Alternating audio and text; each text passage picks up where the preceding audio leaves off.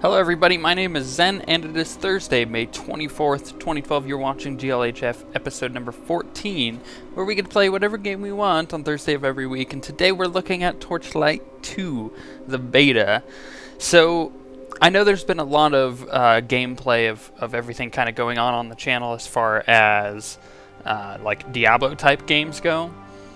So, I know this is kind of overfilling it, but this is a good chance to look at this game, especially since we do have so much Diablo 2 content coming to the channel, on the channel, and all that nonsense.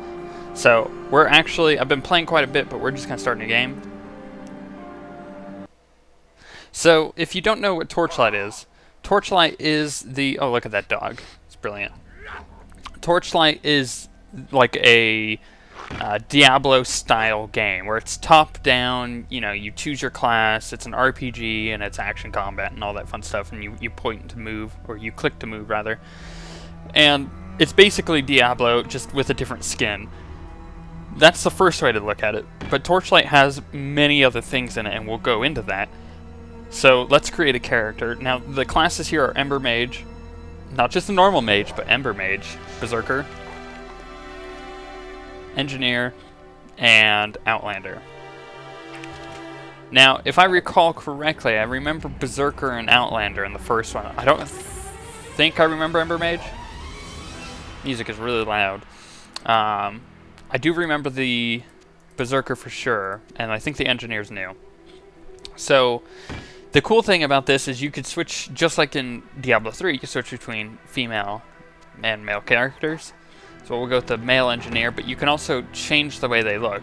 But, ooh, that looked cool. Awesome. He's got a monocle. You can change the hair. You can change the hair color. So you can do all the facial stuff. We'll just randomize it until we get one that we'd like. That last one was pretty cool, but I switched over it way too quick. Oh, I like that one. Let's go with that one. Okay. So, whoops. We'll do that. Yes, and then the thing Torchlight has that Diablo doesn't have are these pets. This is also the thing the first Torchlight game had. You could choose a pet, and the pet has its own inventory and stuff, and can go sell stuff for you. We'll show you that when we get in the game. So here we've got a few options. There's a panther, a bulldog. The bulldog's awesome. Cat. What the heck was that? A chokwari. Or a chakowari. I don't know. It's like a raptor thing. You could get a little terrier. A ferret, a bird, and a wolf. The wolf is pretty standard. Let's go with the bulldog. Looks good. Marbles. Let's see what names they have. Clyde. Danger. Danger's cool. Sherlock. That is perfect. We're going with Sherlock. And let's get into the game. So let's put it on veteran. Hardcore modes, just like in Diablo, if you die, you die. Your character is deleted. Can't choose single player or LAN yet because it is the beta, and if there's any bugs you see, it is the beta. Keep that in mind. So we'll just I'll make a game real quick and we'll be right back. Okay, so there's a bit of story here, but it's so dang quiet that you won't be able to hear it, so we're just gonna skip that. Remove that. So, like, you know, just like Diablo, looks really good. It's got a cool aesthetic that I like. It's kind of cartoony. Almost a cell-shaded look, but not, you know, thick embroidery on all the stuff. I think this is as far as I can go. You should carry on to the Asterian Enclave. It's your basic quest. Now, there's quite a few differences between Torchlight and Diablo. And the first thing I'm going to do, oh my gosh, let's just turn that super far down. Thank you. Okay. There's a few differences between Torchlight 3 and Diablo, or Torchlight 2 and Diablo 3. Dyslexic, deal with it. And the first of which is that you can have much more abilities on your bar than you can in Diablo. I think Diablo's trying to work to being ported over to a console, so that's why it only has like the certain amount of buttons, whereas this has a huge bar that you can use, right? The other thing is, on the skill page, this is very classic, right? This is just like the first two Diablo games, and I don't like this. I'll tell you why more in a bit, but you can put your points into certain abilities, and you can pretty much just spec yourself through an entire tree, right? So there's like Emberquake and Onslaught. You could go into construction, so I think this gives you like cannons, gun bots, spider mines. Aegis has shield bash, so this is more like a support thing with the tank. I'll probably go with blitz. So that's how the abilities work, and I don't like this because it gives you a lot of customization on how you want to do your build, but at the same time, it's very outdated, I guess you could say. Like, I like the ability to switch out things on the fly, like skills with skill runes on Diablo 3, and you can't quite do this here. You kind of have to plan a tree. Now, one thing that I would be okay with is if it was like a talent tree, like, you know, like WoW doesn't have anymore with Panda, but I think that if it was an actual talent tree, it would be much better. But you see I have no skill points there, so we'll skip over that. You have, you know, all these other stats that you're able to put stuff into. I like this. I like putting points into specific stats because then you level your guy up the way you want to. Then you have your pet inventory. Your pet can have consumables. Your pet can do spells. You can even, when you send your pet back to shop for you, like say I had stuff in my inventory, I can move it over to his inventory, and I can go have him sell all of it for me. He'll be back. It's kind of like in Star Wars, where you can send your companion to go sell things, and he'll be back in like 30 seconds to a minute. And when he comes back, if I set things for him to buy, he would bring potions and stuff back for me, and I really like that because that means I don't have to be in town all the time, and that's great. So let's check out the combat. I like the combat quite a bit. It's very meaty. It's kind of like Diablo 3's, how it's very meaty, but things will just like explode into a giant pile of blood and money, which is always cool. So yeah, I've got this right-click ability. What does it do? It does awesome stuff, is what it does. I can even zoom in. You know, the usual stuff that you want to do, I guess, in one of these games, really. So, let's kill these guys too.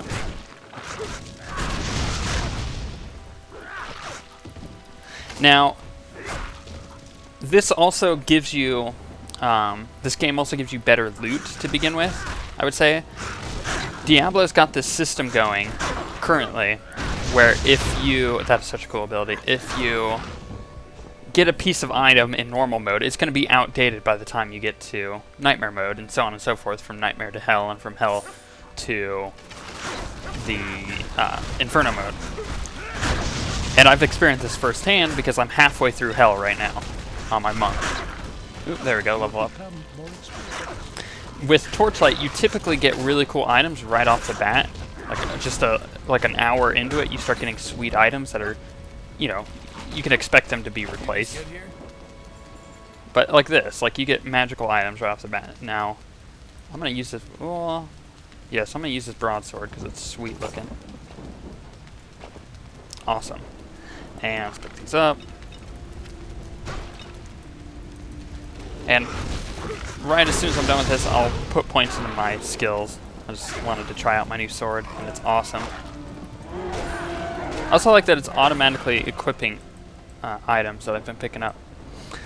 Anyway, so it goes skill page. Now, I could put, it gives me 1 skill point, so I could put a point into anything, right? So I'm just going to level that up, I guess. And then I also have the, where is it? Yes, my stats over here to put points into, and I'm just going to put just a ton of points into strength. And there we go. Once you close that page, it puts it in stone of whatever points you put in. So if you screw up, well, you're kind of, well, screwed. I think you can respec. I'm pretty sure I did see that when I was playing earlier. I haven't had the need to. I've been able to kind of figure out what I want out of my character right off the bat. But there isn't a whole lot here that you haven't already seen. Whether you're watching more Torchlight videos, which is awesome because Torchlight is a great game, or if you're watching a ton of Diablo videos, which I understand that too. This looks like a named guy. Let's take these guys out first. Use a health potion. Now you can see my pet is actually fighting for me and doing a ton of damage, or enough damage. Enough damage to be useful at the very least. Ooh, that is a skeleton. Not anymore.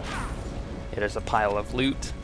So the other thing that you get when you kill, aside from experience, that you kill like major enemies with is fame.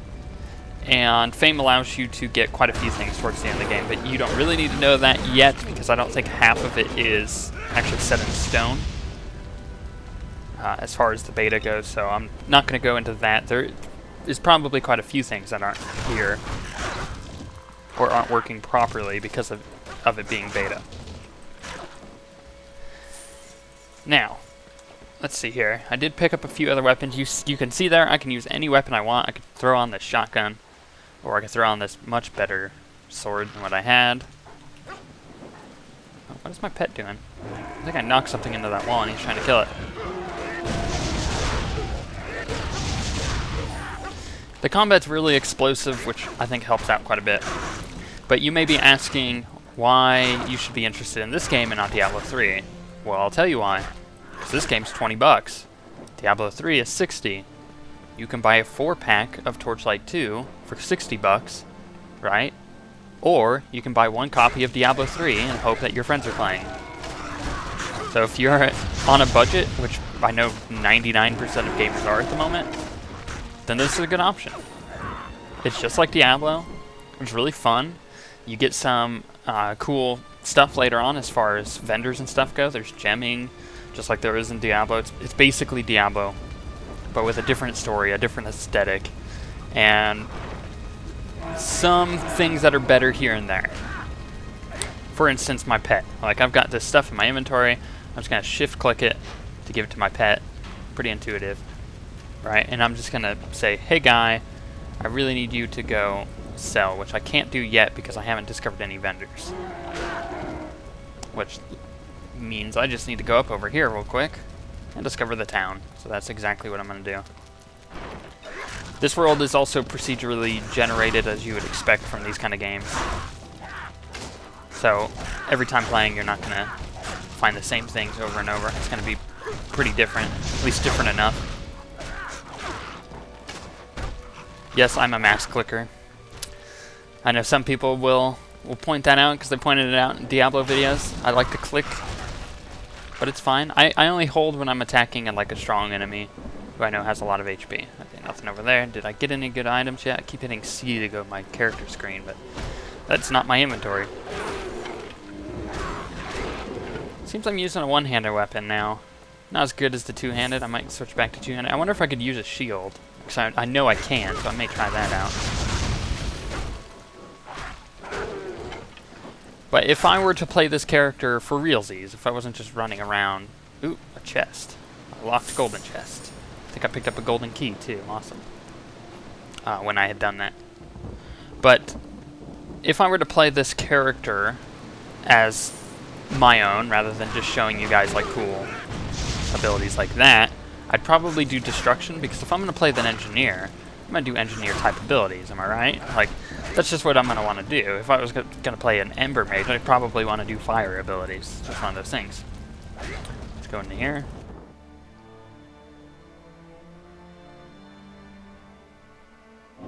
I apparently have one unspent skill point. When did I level? I must not be paying attention. So let's turn in this quest. This is like your main town hub. Ooh. Ooh. Yes. Please. I leveled up. Wow, level 4 already. What is this? You have received a quest. No. Let's just go. Whoops. Let's just go back to using that. Oh, wait. That's a healing bot. I totally put things in the wrong. That's fine. That's fine. Let's see what it does. It just pulses heals, I assume. Oh, no, it follows me around. Cool. Not gonna sell anything. Not gonna sell anything. But I will pick up this other quest. You just get here? They also have fishing.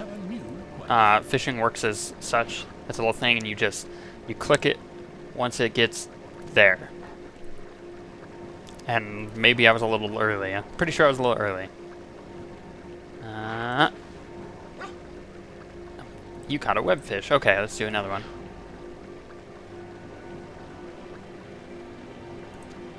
I don't think I caught anything. You may ask why fishing is important, because you'll get these, ooh, where is it? It's under consumables? Yes, it is. You get these things that you can consume, like fish, and a lot of them change your pet into something else that is very powerful. So it gets to change up your pet quite a bit. It's always cool. I have unspent stat points that I need to put points into. Let's put 5 into that and 5 into strength. Cool. Now, I'm going to show you the pet thing. So you just send it to town. It takes off, and he'll be back in a second. And he'll give me a ton of money. Let's see. Ooh, wow, taking a lot of damage. I am playing on veteran. I need to keep that in mind.